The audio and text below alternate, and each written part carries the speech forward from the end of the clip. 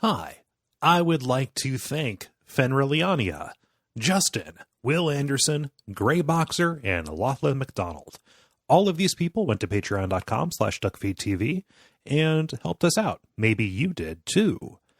This is a reminder to everybody, patron and non-patron alike, that the Sekiro season of Bonfireside Chat Rekindled is coming up real soon. So make sure you are paying attention to that. Available only on Patreon. All right, let's get into this good game.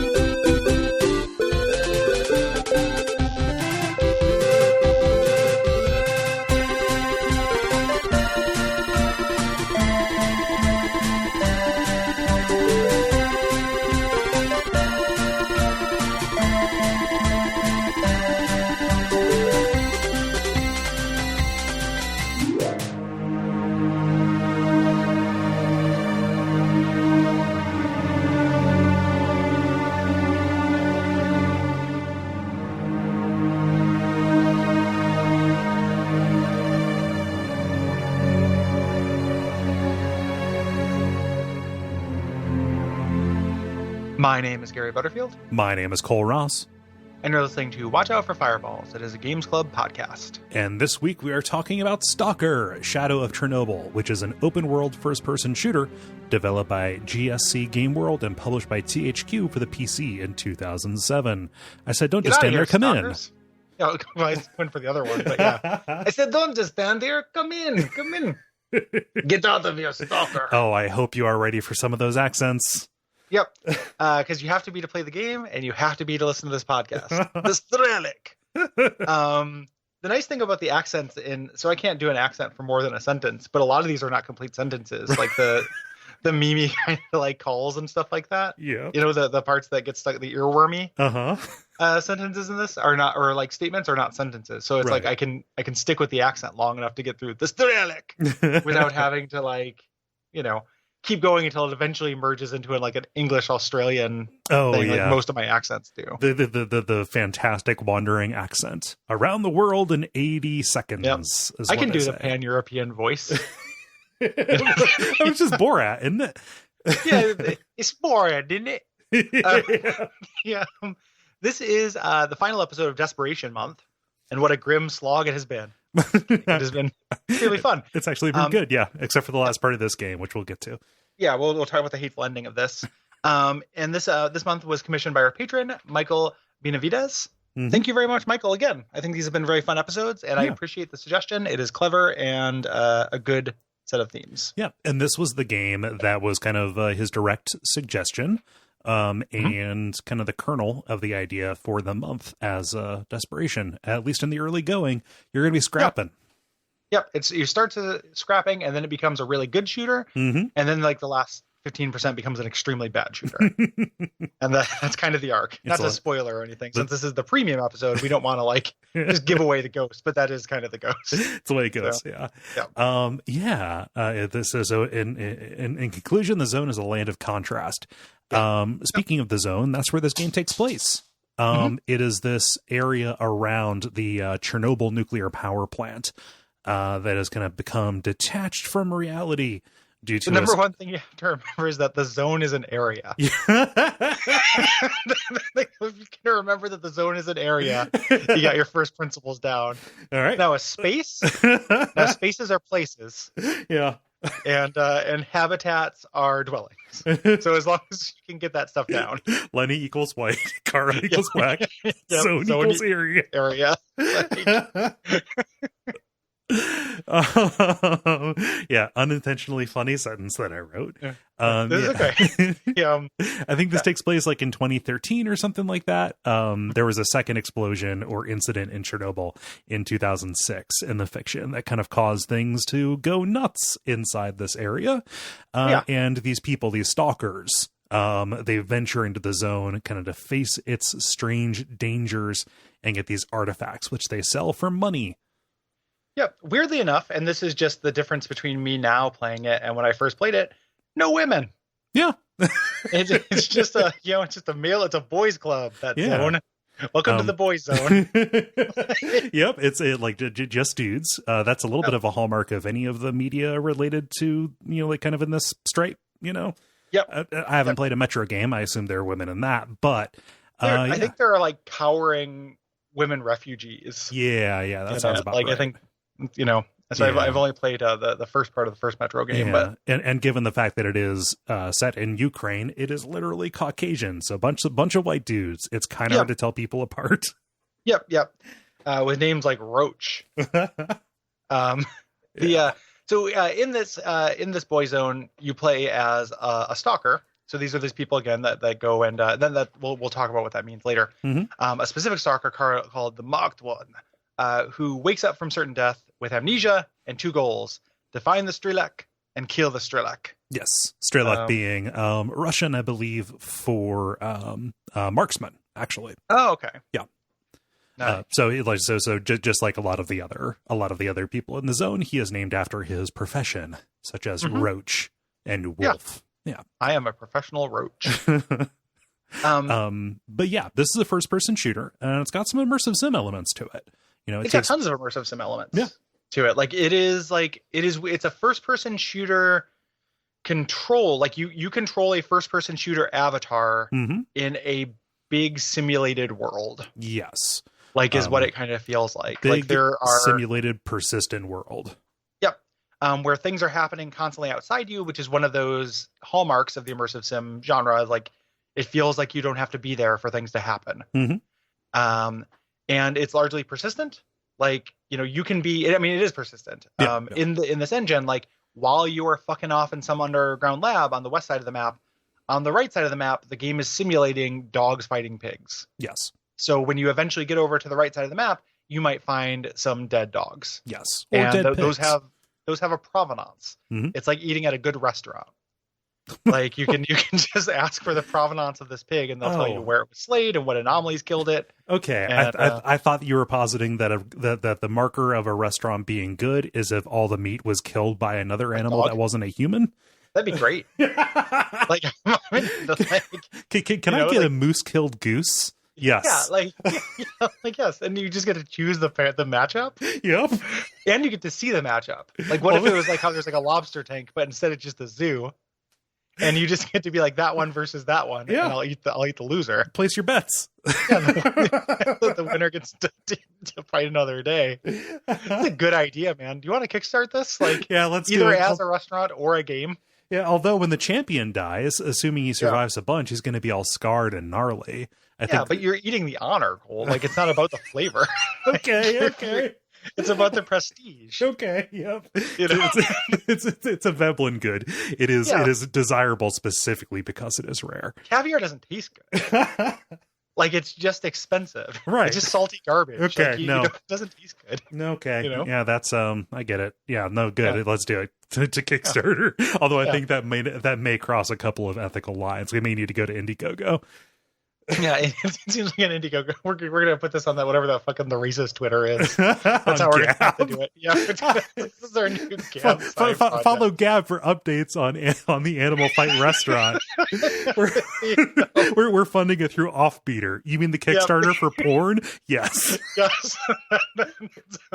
Because we just assume that most people will eat the fruits of this labor, but some people will jerk off onto it. We're really literally and figuratively using every part of the horse. Yep. Just real quick before we leave this because this would be a whole abject suffering, but since we're at work, what would be just first order in that restaurant? The restaurant exists. All the yeses of you getting over the ethical quandaries to get there have happened. You're in love with a girl and her parents are taking you there for a restaurant and you cannot say no. And she's just listen, this is the most important thing in the world to me. Just please go just once. And treat it like it's normal. My dad is absolutely they made the most dangerous game about him. He is absolutely apeshit. Please just go to this restaurant once. What would you order? Okay, so I would have a kangaroo fight a cobra with a gun. Oh, okay. You want to eat that cobra, huh? I mean, that's why I gave him the gun to even it out. Oh, I assume the kangaroo would win regardless. Those things are beefy as shit. Yeah, Like, no, they're they're fucking jacked. No, I gave you a joke answer. I actually don't know. Okay. I don't know what my real answer would be. I was thinking just like chicken killed by dog. Because I know dogs love killing chickens. Like, dogs have that kill instinct, and if they get a chance to get a hold of a chicken, like, oh yeah, they'll latch and shake. Yeah, yeah, they'll do the old latch and shake. A latch and shake will leave most of the chicken meat intact for me. Mm-hmm. You know, I can still eat a nice chicken breast from the latch and shake. Yes, and I am more okay with the chicken dying as part of a blood sport than a dog. yeah, I'm pretty good with that. Although you just kind of said that cockfighting is okay, so. Yeah, I mean, more than dogfighting. Okay. It's like not okay, it's just more. Right. You know? Yeah. So the problem the problem with dogging is cock dogging. Cock dog, we got a winner. No, the problem with the dog is I wouldn't want to take the chicken away from the dog. Oh, I guess that's true. Drop it. Drop it. Just like over a walk. Drop it. Fry him up, feathers and all. So anywho, if anyone wants to invest in this, yeah, like that's the $100,000 Patreon tier, and like I might edit it in after this episode. So anywho, the marked one.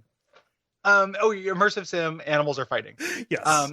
So the shooting in this game is like a very realistic shooter rather than an arcade shooter. Guns jam. There are lots of different ammo types.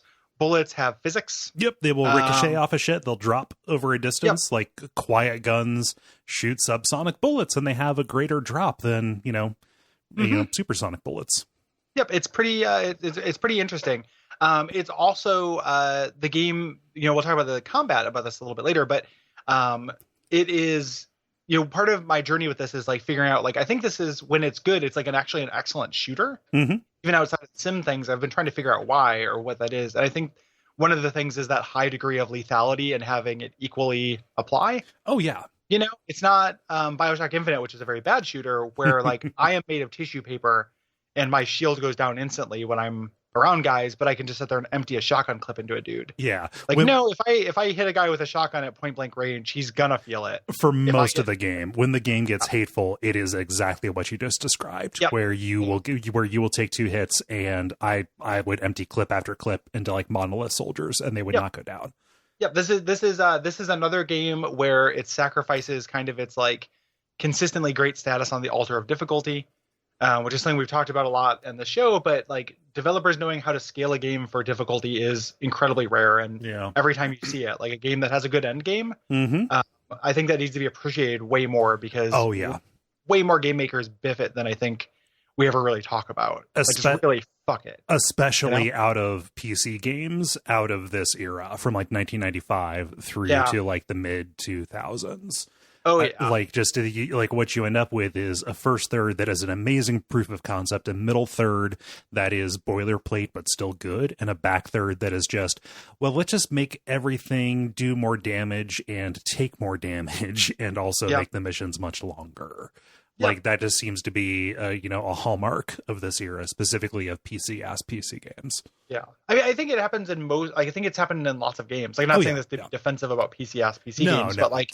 We just, if you look at the trajectory of the show, somebody could do, if somebody wanted to put together the data, I bet you that's an extremely common complaint across the entire show. Oh, 100%. Yeah. Of that, regardless of platform, just because it's like, well, we have to make this hard. We have to ramp up. Mm-hmm. Like we hit the place, the good place where we want to be about 2/3, but we have to ramp up. Yeah.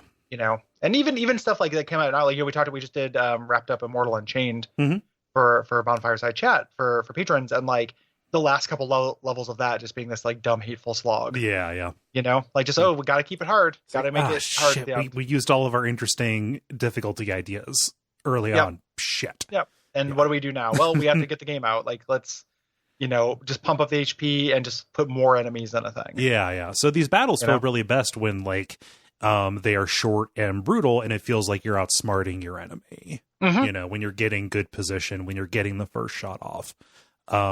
Like that's where it's good, and like that's where I think the early game really shines, because that's when things are most desperate. You have this pitiful pistol, no ammunition, and in order to succeed, you really have to get the drop on somebody. Like, you can punch above your weight, above your weight class, and get better stuff, but you got to work for it. Yeah, well, and it also is going to require iteration, which is another immersive sim hallmark. Like, you have to be down for riding that quick save key. Yes. I'm going to quick save. I'm going to try an approach to this specific encounter. If that works, great. If not, though, I have to be up for trying this a few times and not making any kind of macro progress through the game, but making kind of broad progress through trying out different ideas that maybe I can apply later. Yes. To similar situations. And I'm super down for that. Like, I like seeing a situation and being like, I'm going to try ways to get through this until I can find a cool way to get through it. Well, especially because the scenarios very rarely feel deterministic because of the immersive sim element. You may just get lucky that two pieces knocked together in the right way. Oh, yeah. So it's a combination of your tenacity. It's a combination of you understanding the systems, but it's also just, there's variety. There's an element of luck. Yeah, there's chance. There's chance, which is cool. Yeah. So you are super desperate in the beginning. We'll talk about that when we get to the kind of the second half of how that feels. You have there's like a stealth aspect to this game as well, and your visibility and noise level are apparent to you. Yes. So you can kind of choose multiple different kinds of posture. Like, you can crouch down, and then the second knees in your shin, like, crouch. Yep. And you go slightly lower. You go slightly lower to aim better or to reduce your visibility. And you have leans. Like, that is always a hallmark for me for one of these games. Can I lean? Yes, please. Yep. Thank you. To get around covers and things. So, like, you've got a good amount of, like, agency over the way your body moves, which I think is good because, like, those small little differences can add up for you in regards to accuracy, in regards to your exposure to enemies, whether or not you're going to take a bullet. Because all of this stuff is modeled in this really impressive engine, it's good that they give you this.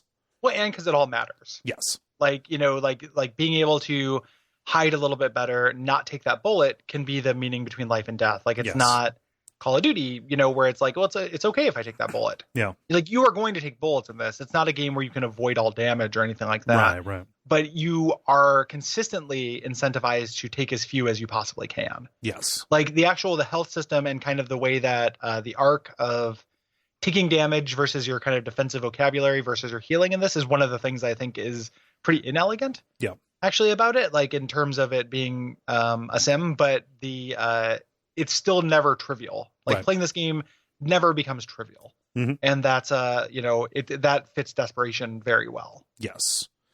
Yeah. So you've got a couple other meters in addition to your health. You've also got your radiation. You have to manage that. You've got hunger, which you manage by eating just dude food. So it's just sausage, bread, or tourist delight. Yeah, diet sausage. Eat a diet sausage. Well, I mean, turkey sausage is good, but it all sounds pretty nasty. Yeah, it's just whatever food would be preserved by the fallout. Yeah. And you also have to make sure you're not bleeding. So you have bandages, you have med kits and things like that. Most of these are just ways to manage, drain on your health or drain on your stamina. And I think that this I'm sure comes later in the notes, but I find this to be a weird little clever signaling thing about how the game is going to manage its economy. Like, here's the thing. You don't need to carry around enough food to last you a year for, an entire regiment. No. You only have to eat a couple of times per in-game day. Yeah. Like, you don't have to eat very much. So you take what you need and you don't need to, you take as much ammo as you need to shoot. Yes. And you take the weapons that you need to use. Like, taking what you need and traveling light in that respect, I don't think has ever been like enforced like quite as strongly. This is a game that very strongly discourages you from looting. It's impossible to. Like, you cannot take everything that you find. Right. And I thought that money would be more scarce than it was. So, like, I was ferrying guns, for like from the cordon, like, oh, I'm going to have a big payday when I get to the bartender. Come to find out, it doesn't matter. To find out, you have to pay attention to what kind of ammo you're grabbing, because you don't want to have 500 rounds of an ammo type that you don't have a gun for. Yeah. Or that you don't like that gun. Yeah. And then, I found a new gun. Like, obviously I'm going to take this at the very least to sell it. No, not really. Like, consider it. Like, do I want to use this gun? Like, it actually makes you think about survival in that fashion in a way that is as good as a game I've played. Yeah. like coming to that realization that I do not need to be hoarding. I am not playing this like a video game, like really hammers that sim lever Mm-hmm. down in it more than I expect. You have You know, to more. you have to think of it like a backpacker almost. Yeah. Like, I need a toothbrush, but I don't need a full toothbrush, so I'm just going to cut off the end of this, so I Yep. only have the part that I need. Yep. So I can make that space. And like generally, making it like, I'm not going to say the encumbrance system in this isn't annoying. Mm-hmm. Like I got annoyed by it, but it's annoying to a point. Oh yeah. Like it's trying to teach me something, as opposed to sometimes encumbrance. Like if I'm in an Elder Scrolls game, Mm-hmm. I just get annoyed at that. Right. Like it's like this game is about taking back this huge pile of swords, coming back absolutely twisted, Right. waking up the next day and selling those swords absolutely, out of your mind. Those games are about that, but they still have the system involved to put a limiter on it. Mm-hmm. So it's like, well, and this is more about gaining progress, because in that game, the more swords you can sell, the faster you're progressing in the general sense of the game, Mm-hmm. because the economy drives a lot of parts of that game. The literal economy, the money economy. Yeah. So like in that game, having those inventory limits is really obnoxious. Yes. Having those weight limits in that.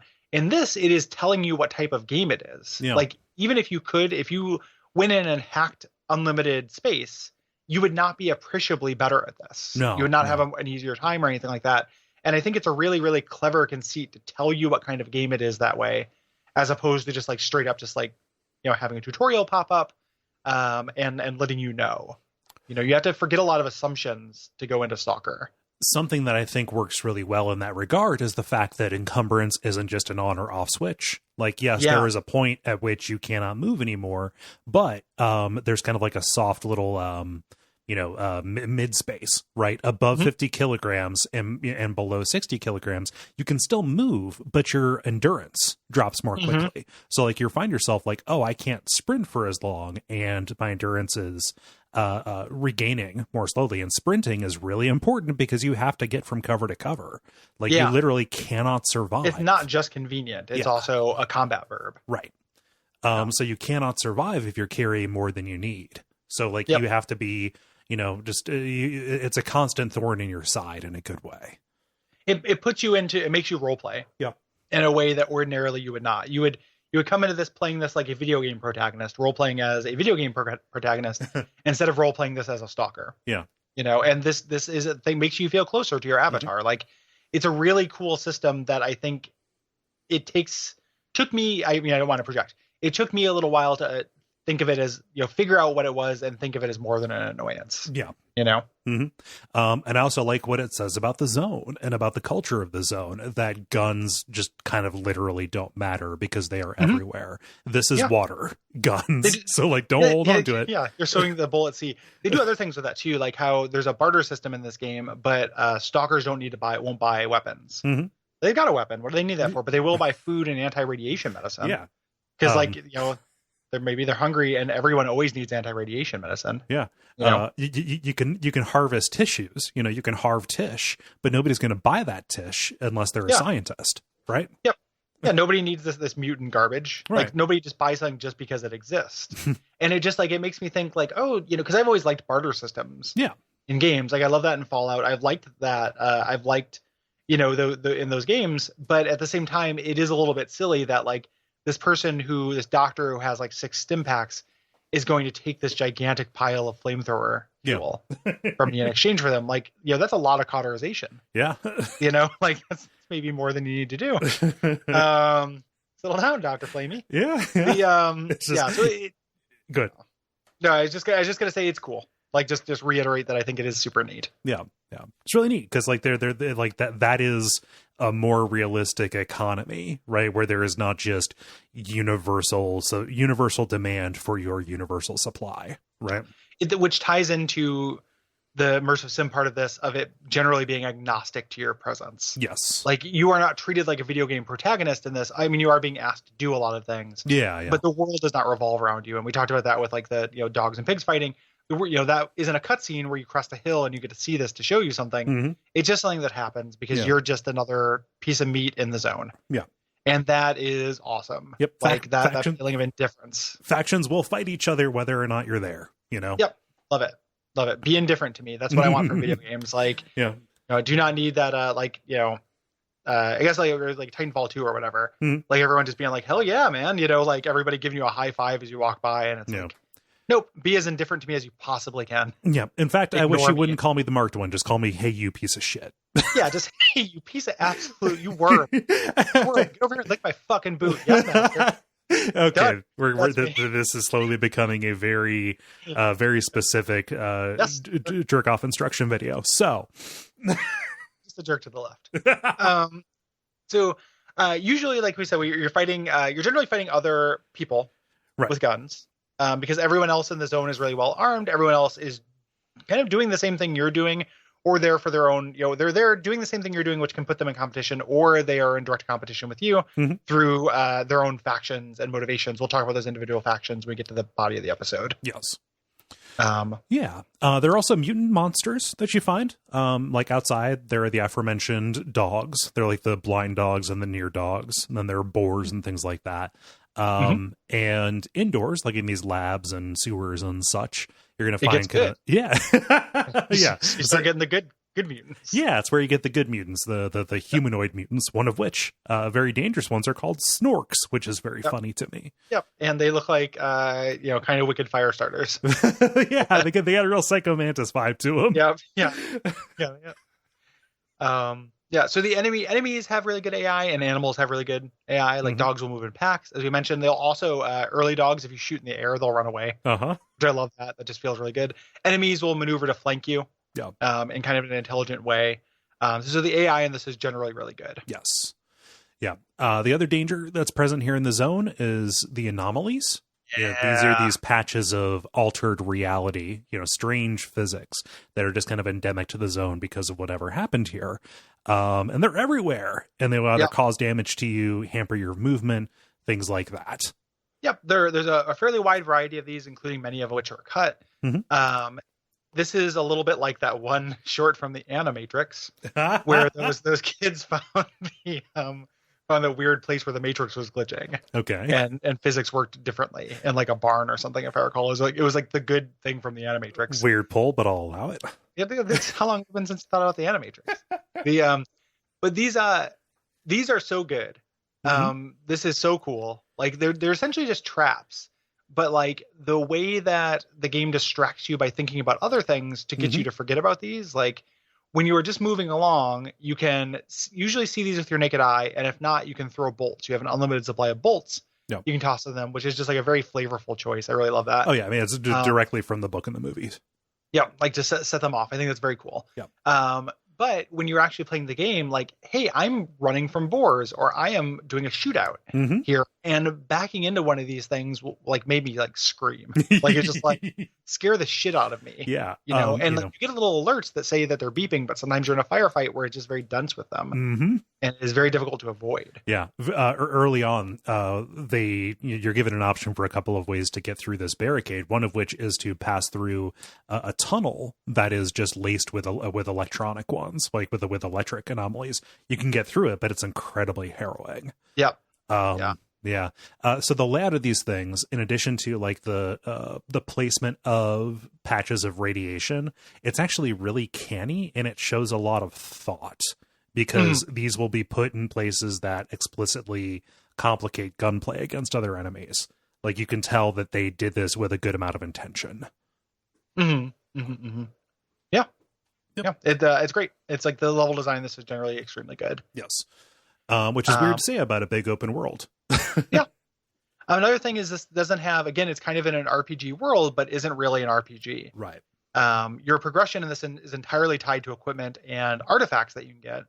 Artifacts come from these anomalies, so this is why Stalkers are in the zone. Right. You don't get like additional hit points or stats from shooting guys.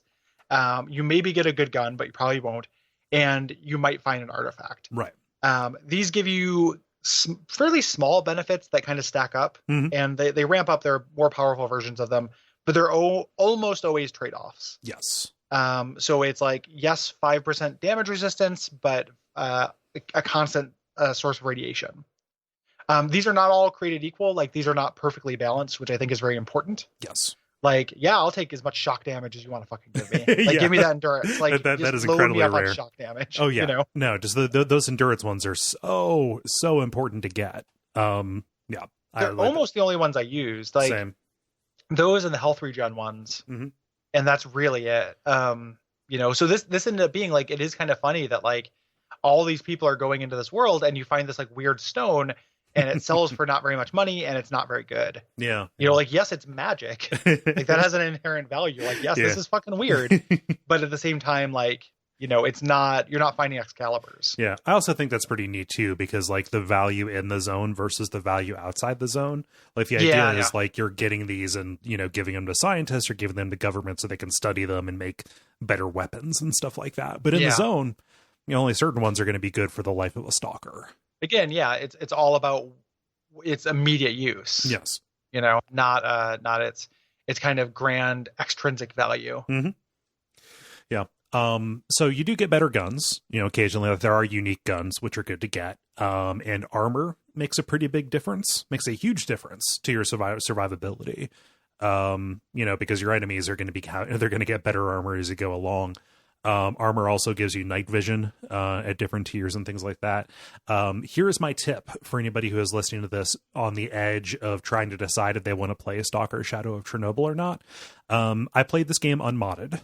Gary, I believe you did as well, right? Same. I didn't realize that this game doesn't have like a sleep or a wait button.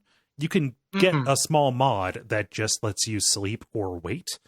However, you cannot install that once you've gotten into the game. You have to do it on a new save. So, that would be my recommendation, because night is very, very, very dark. And if you do not have night vision, especially early in the game, your flashlight is not going to cut it. And I would find myself just leaving the game on with myself in what felt like a relatively safe spot. And I would go clean the house waiting for daybreak to come, because I could not function. Maybe I just had my lighting settings kind of pumped up or something, because I didn't really have that experience with my flashlight. Yeah. Like, I'm not saying you shouldn't mod in anything you want to mod into it. Like, we tend to play games vanilla for the show, but the mods all seem pretty cool. Yeah. In this. But yeah, I didn't really have that experience. I did not have that big of a problem exploring at night. Yeah. It was an issue for me.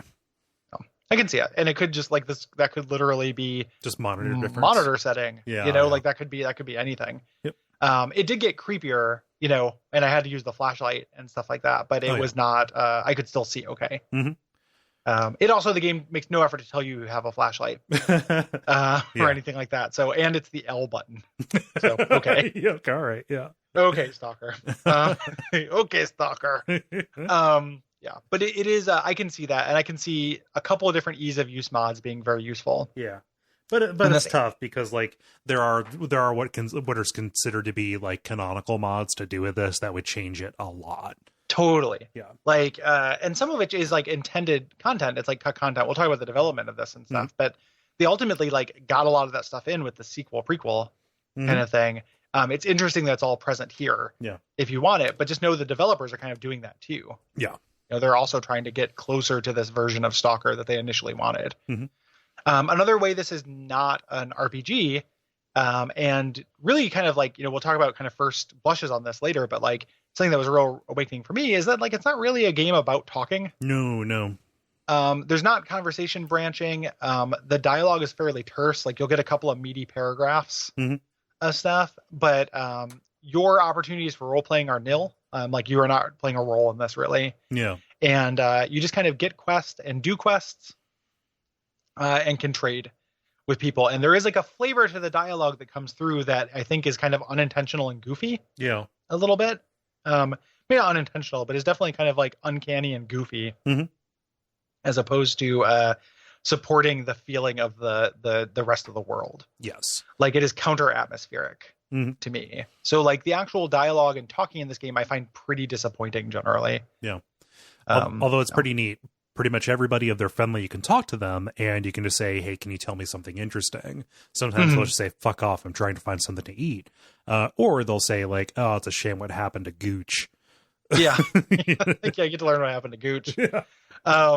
Yeah. The So that stuff, getting those little bits of world building can be pretty good. But even the writing in those Mm-hmm. is not where it feels like an emphasis was placed. Yeah. Like there is a specific flavor to this. I appreciate it, and I can understand appreciating it. Mm-hmm. I don't buy that it is totally in line with the rest of what the game presents, like atmosphere wise. No. Yeah. Let's talk about, so that's mostly when you're out following the main quest. Let's talk about how this game does side quests. Yeah. So I didn't really engage with these very much, but they're there. You have a handful of kind of main quest giving NPCs. These are people that you refer to as you proceed northward in the zone. And you can either speak to them about the main job that you're doing, or you can just say, hey, I need to make some money. Do you have anything that you need done? And they will present kind of a list of broadly defined tasks. Yep. And these are the way that the game makes these. And this was, I read this online, right? So I didn't care about the source code. Like this could be incorrect, but this is what I read, is that it spawns these essentially from that simulation sense of positioning factions and animals in different places. Mm-hmm. So if the game has made this herd of mutant boars travel north to where this faction is, that faction will then spawn in its AI the offer the fight off the boars quest. Mm-hmm. Because so the world actually kind of drives the quest in a way that feels very realistic and cool. Mm-hmm. I love that idea. The problem is there's no reason to do these. Money is trivial. Yeah, money is so trivial in this game. It does not have a super well developed economy, which makes sense. Again, we heaped a lot of praise on that. I maintain that, right? It doesn't Mm-hmm. have a good economy from a video game sense. It has a good economy from a role-playing immersion sense. Yeah. But I don't need money, and the tasks themselves, oftentimes I would lose more in healing and ammo than I gained Mm-hmm.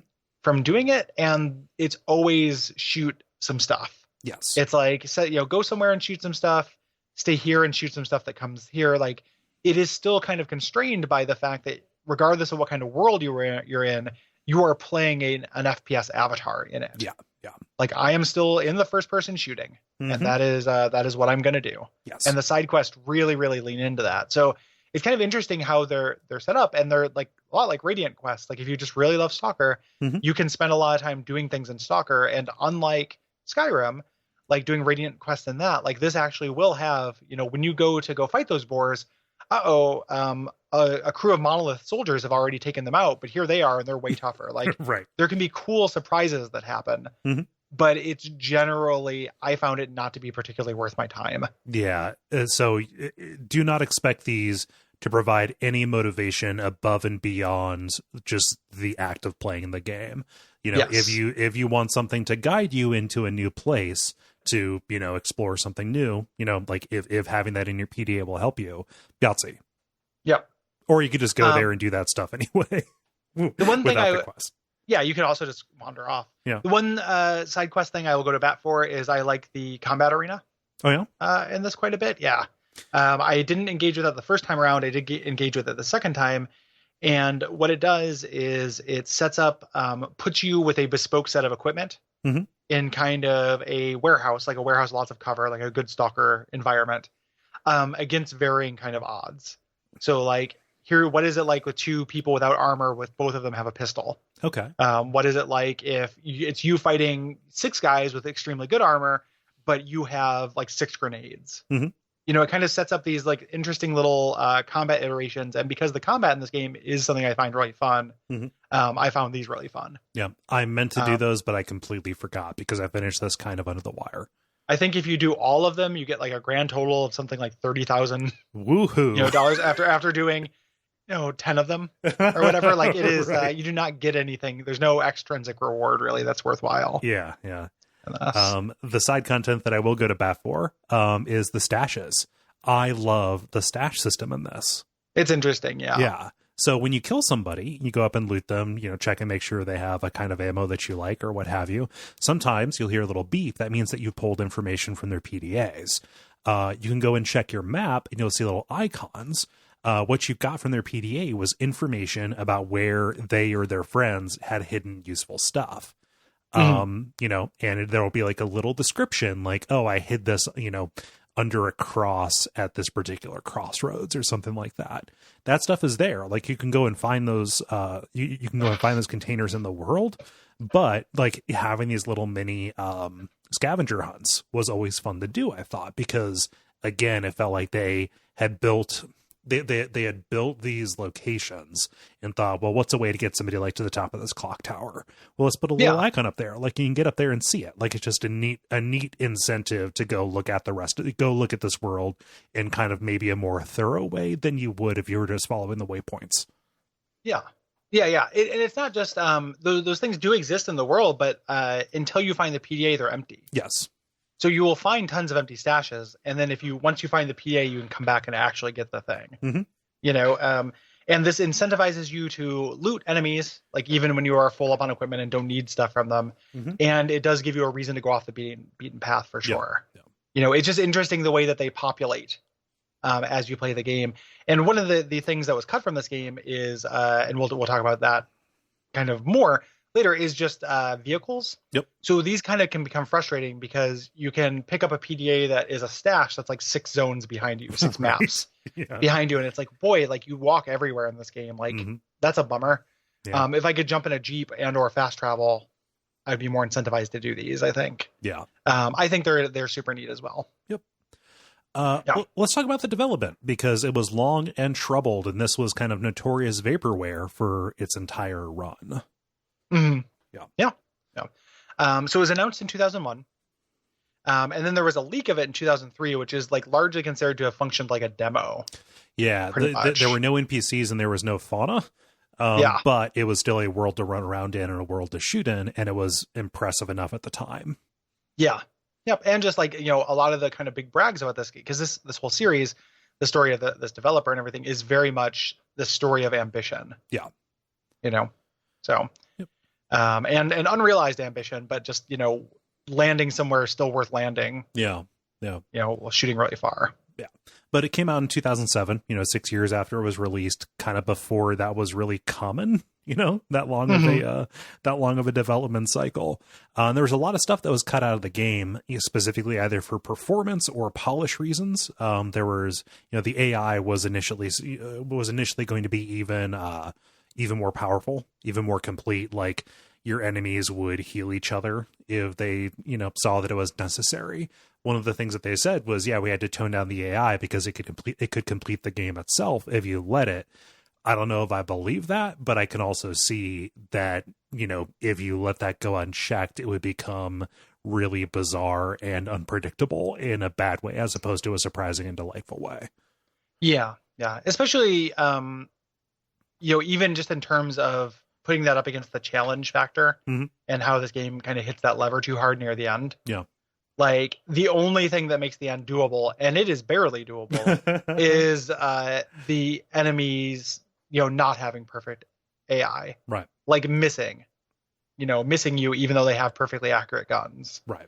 Like there are flaws built into the enemies of this game that are necessary to make it doable. Right. So a lot of stuff got cut from that they're planning to do. A lot of that ended up in the prequel, Clear Sky. But a lot of it got brought back in by modders. Yes. The big one that I see referenced a lot is Oblivion Lost, or Lost Oblivion. Which is the original title of this. Yes. It's the working title of, it was Shadow of Chernobyl. Yeah. So I'd be curious about those, but I'm pretty full up on Stalker at the moment. So I've never played. I've liked Stalker. I played this a long time ago, but I never have played the prequel or the sequel. Yeah, and I've considered doing that for this, but I don't have a replay of Stalker in me right now. No. So Stalker is loosely based on 2 famous works of Russian art. There's a novel, Roadside Picnic, and then a film that was based on, is actually a really strong way to put it. Inspired by Roadside Picnic, uses a lot of the same ideas. The script was written by the same authors as Roadside Picnic, but that movie is the Andrei Tarkovsky novel, Stalker, not novel, movie, Stalker. As research for this, I read the book and I watched the movie. I like the book a lot more because it is funnier and more lively. The movie is, I forget, how did I phrase it to you, Gary? It's uncommonly slow paced. Yeah, you said it's very slow. Yeah, which is a thing for Tarkovsky, right? Like I saw some weird stat, like it in a 160-minute long movie, there are 140 something shots. Ooh. Yeah. Ooh. So Ooh. you're averaging about a minute a shot, or a little bit less than a minute per shot. That's a choice. Yeah. And there, so in neither the book nor the movie is there any real gunplay. In fact, in the movie, like one of the people that the stalker is guiding, like pulls out a gun when he's about to go into this unsafe spot. And somebody's like, well, that's dumb. Who are you going to shoot? There's nobody here. But yeah, the movie itself is more like these long contemplative shots of them moving through this space of, industrial area reclaimed by nature, and the characters kind of delivering sermons to each other. It's really arty in a way that's impressive, but is you kind of have to have an appetite for it. And it bears almost no resemblance to this game. If you consider this game to be an adaptation, it is a terrible adaptation. I can see it. I didn't do either of those things. Yeah. I didn't have time to read the book. Like this game actually, just because there's not, we haven't mentioned it yet. So that kind of that long shitty development and all that content and everything adds up to an exceedingly buggy game. Oh yeah. Which is worth mentioning. Like I usually don't care about bugs. I generally get kind of annoyed at people complaining about them. But it does if it stops you from, they matter if they stop you from playing the game. And I had a corrupted save that happened to this and had to start over on this playthrough. And then my first playthrough also had a couple of bugs, like, doors that could not open, NPCs that wouldn't move. Like things like that, where I had to either like reload progress or do things like that. Pretty obnoxious. So I did not end up having time. I've always been kind of curious about that book. I did not have time to read it. You kind of warned me off the movie. And instead I did spend a bunch of pretty much all of yesterday doing Chernobyl shit. Oh yeah. And Chernobyl shit is exceedingly good. Oh, it's so good. If anybody listening to this, you likely know about Chernobyl. How in what universe? Like I don't, yes, it is so exceedingly sad. It is a tragedy. It's an environmental disaster, the likes of which we've never seen. But it's also unique so in the experience of man and nature. So it is so fucking cool though. Like not cool like I'm in favor of it. Right. But just as a surreal and real thing, like both surreal and real thing, it is so interesting. No. The two things I watched a couple documentaries about it yesterday and did a bunch of reading. And learned a couple things. The unqualified recommendation I would give to everyone, and the thing that I found to be a weird fact of the show, for me is there's a movie and it's on Amazon Prime. You don't even have to have one of the real streaming services. You can have Amazon Prime where you get to watch what we say. Do you want 2 seasons of Nova? Yes, season 2 and season 13. Here you go. But there's a movie called The Babushkas of Chernobyl. Okay. Unqualified recommendation. It is a documentary about this set of kind of old grandmas who snuck back in. People snuck back into the exclusion zone to live. Yeah. Well, I mean, and also people who have ventured into the exclusion zone against the wishes of the government. Like unofficially, they called themselves stalkers after the movie. That's, right? I mean, that's the thing that kind of blew my mind. So they also, this movie follows these grandmas. And then it also follows these kids who stuck in, and it is this crazy pilgrimage for them. They are trying to get to Pripyat to get to the Ferris wheel and stuff, and they're drinking the water and toasting it as this religious ritual. Yeah. And so it's this incredibly unreal event that spawned this game has spawned this other incredibly unreal thing. It's these cascading unreal things. Yeah.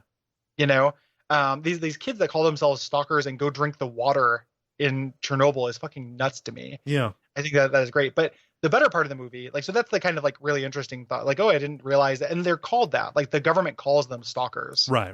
Because of this game. That is an influence because of the movie. Because of the game.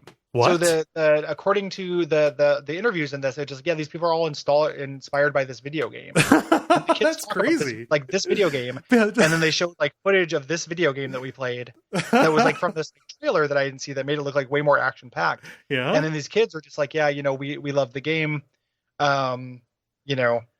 we've always wanted to go here, etc. So like this video game is literally inspiring kids to get irradiated and die. Where's Joe Lieberman on this shit? The chronology of that is so messed up because both Roadside Picnic and the Tarkovsky movie predate the Chernobyl incident, right? So then Chernobyl happens. This is already waiting in the culture. This developer says, oh, we can set something related in Stalker in the exclusion zone. It's kind of already called the zone. And then all of a sudden these people are backmasking it. I don't think it's surprising that kids are more likely to play a video game than read a book. True. But but for me, I think of like which is going to loom larger. But I don't know. Yeah, you're right. Like they're teen boys. Yeah. They're like it's like they like shooting game things. So it's just like that was very interesting. But the stronger part of this movie and the focus of it is on these grandmas. Mm-hmm. And like I have never seen a movie with bigger grandma energy than this. Like these are adorable, like amazing old women that I want to drop everything to go like serve them. Like Cole, I cried. You cried during this fucking movie. Like it is, they are so sweet and so good, and all they want is a home, and they're so like good. Yeah. And they are such like unsung victims of this. Yeah. Like all of the people who got hurt, all the government just sending in people without protection, the kind of like tardy fessing up, like not wanting to fess up about the problem. And so many people dying, so much cancer. Like it is such a irresponsible, like the government is the enemy of the fucking people. Like, we did not have this government did not have the Ukrainian people, in their best interest in mind. Right. During any of this. All that stuff is super tragic. But these old ladies who are just like, yeah, this is where my son is buried. Yeah. Like I've got to live here, and just like living off the land. And then these like government people who like take care of them and come in once a month to like test their potatoes to see if they're like okay to eat, and they're like making jokes and they're being sweet and like offering them food, and like people like, it's like, well, these old Ukrainian ladies, like they love to give you food. It's very radioactive. Like I should not eat it. You try to eat as little as you possibly can to not break their hearts. Oh, Jesus. Like it is something. This sounds devastating, Gary. It's like mostly, it's like very cute too. Yeah. Yeah. Like they are so cute, Cole. Like these are cute grandmas. Like it is. I just love the idea of big grandma energy. It's super huge grandma energy. Like, he's got a huge grandma energy.com. Like it made me miss my grandma so much, and my grandma's been dead for a long time. Like I was just like, God, like these sweet old ladies, like I want the world for them. How can I send them money? Like it's just very, and they all are in varying states of denial, right? Because they live in the fucking exclusion zone, right? Like they know that they're taking a risk, but there's like an element of dissonance to them. So there's like one of them that feels like all of these herbs. She's like, oh, I know where to, she's like, I know where to pick the mushrooms that are safe. And then like the expert government lady who's like, yeah, mushrooms have root systems that go all across the land, and incredibly deep. Right. It's all one big organism, so maybe right here on the ground, it may not be irradiated, but we don't know where that mushroom is. And this mushroom, and then she like holds the Geiger, the beep little device next to it. And it's like, it's just like, well, this is a poison irradiated mushroom, and like the government just letting them, like, no one's officially allowed to be there, like unsanctioned, but the government allowing them to, because they're just like, they're going to die of old age first. Right. And they're just like literally dying out. Like there's all these scenes where the guy comes in to do census, and the main grandma is like explaining to all these people that he's listing are dead. Like already, like, no, they died. Like, it is just like this literal dying culture in this thing that is just very, very heartbreaking and good. Yeah. Just that lines up. I mean, just, when you think about culturally what this did to this town and these people, like the exclusion zone, like another translation for that would be like the alienation zone, or the zone of alienation. Yeah. Right. And like that also like makes sense and is probably far more, profound to at least one of the human costs of this. We're just like, oh yeah, your homeland is denied to you. Not only because science went too far, but also because every single step of this was mismanaged by the people who you trusted to, in a hateful, manipulative way. Yeah. And who are now, has been this burden, like this financial burden. I think something like, currently the government, like something like 9% of their spending is Chernobyl related, as a country. Yeah. still, that's something like Mm-hmm. that's pretty intense. Yeah. And then just this idea that they were lied to about it, Mm-hmm. constantly, like, they were told they were going to leave for 3 days. Right. That's something. There's also like all of this like stuff has been looted as well, which is really interesting. Like because of the economic conditions, like in that surrounding area, there are people who are like not only taking these jobs to build this new, covering, but there are people who go in and strip radiators for metal, Oh, and I'm that sure. metal gets sold and like in the world. Mm-hmm. Like that stuff just gets sold and is around, and it's extremely radioactive. Right. Like it is not okay. Like metal holds on to that shit. Yeah. The elephant's foot thing, fuck man. Oh yeah. Like No. it's Like good. it's never going to go away. It's always Yeah, going to be there. there is just this 600-ton 2-meter demon that exists in the world that you can't be next to for 5 minutes without dying. Right. Like, what is this? Like, what a world, man. Like it is just again, it's all tragic. Right. If some part of you is not fascinated by that, I don't know what's wrong with you. Yeah. Like if that doesn't at least strike a little bit of your like, holy shit, what? Like gene Yeah. of this. Yeah, it is again extreme and unique in the experience of both humanity and this planet. Yep. Really, really fascinating stuff. Yeah. There's a specific animals like the elk or the deer of Chernobyl that like are specifically studied as a as just basically as a test case for like what happens to this population of animals when it is exposed. Like it has been hardy, but it is taking a very different track biologically and evolutionarily because of that. Yeah. There's also, I mean, I read the thing where because animals they don't understand that radiation is bad for them. well, they also have like, been like thriving. Yeah, because humanity's not there. Yeah. So I've read before that like there are dogs, like there are wild dogs. Mm-hmm. They're there, and if you want to, like you can go on tours, and tours, Cole, are very affordable. Like we should be doing this. Should we? Yes, we should. Do they tell you how many years it takes off the end of your life? It's the whole area is like super monitored. Like people live there now. There's a cafe. Oh. I watched a documentary about that is like opened up because people had to build that fucking second sarcophagus or we're all gonna die. Oh, okay, yeah. Or Europe is gonna get like super irradiated as soon as like a tornado hits it, right? Yeah. So there are people who like do live there. There are the whole area is monitored, so like there are places you can just kind of be. Okay. So a day is not gonna hurt us. Right.